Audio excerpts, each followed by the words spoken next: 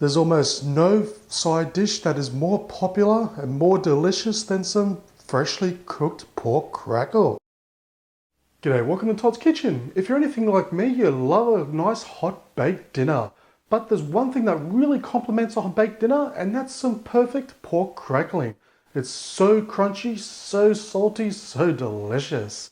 So I'm going to show you how to make it. So join me today as I show you how to make the world's perfect pork crackling. Now we're going to start this off with our pork rinds. Now this is very cheap to buy from the butcher. So I'm not doing the whole roast, we're just doing the pork crackle for this video, because this is a lovely side dish to make for any roast dinner. So with our pork rind, we need a very sharp knife, so make sure it's the sharpest you can get it. And we're just going to score it, just slightly.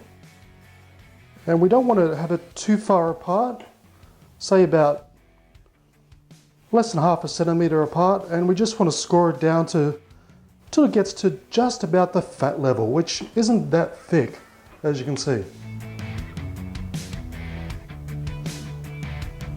And the important thing is, if it's still damp, make sure you dry it down as much as possible, because if it's still damp in any way, it's not going to give you that lovely pork crackling texture.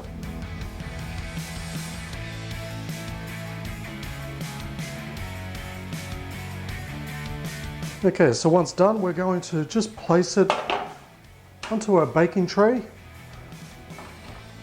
Then we're just going to sprinkle some oil. Now I'm using olive oil, but you can use vegetable oil if you choose. Not too much. And just spread that around.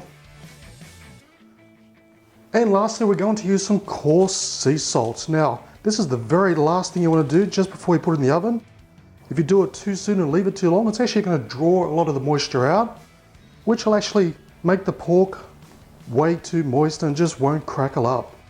So you don't want to leave it there for too long. So just rub that in a little bit. Okay, so now we're going to place this straight into a preheated oven, and we're going to have this very high. We want to really blast it with that heat. So we're going to place it in at 220 degrees Celsius or 430 degrees Fahrenheit for about 30 to 40 minutes. Basically, when you see it all start to bubble up, all the skin, the rind start to bubble up, and you get that nice golden brown color, it means it's ready.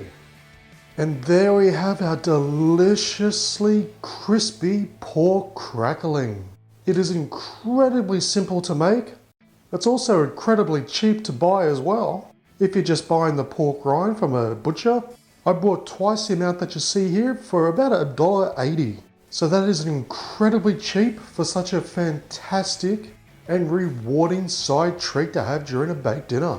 Now I've let it cool down for about 10 minutes or so. It gives it that little bit of extra crispiness, and it also helps it dry out just a little bit better. Now I don't normally do a taste test these days, but I honestly just can't help myself. Look how crispy that is. Okay. Oh my, that is so good. Can you hear it? It sounds good. It is so crispy, just the right amount of salt. If you've never had pork crackle before, honestly, you have to give it a go. But if you have, well, you know how good it tastes. Just the right amount of salt. When it's really crispy, it tastes simply delish.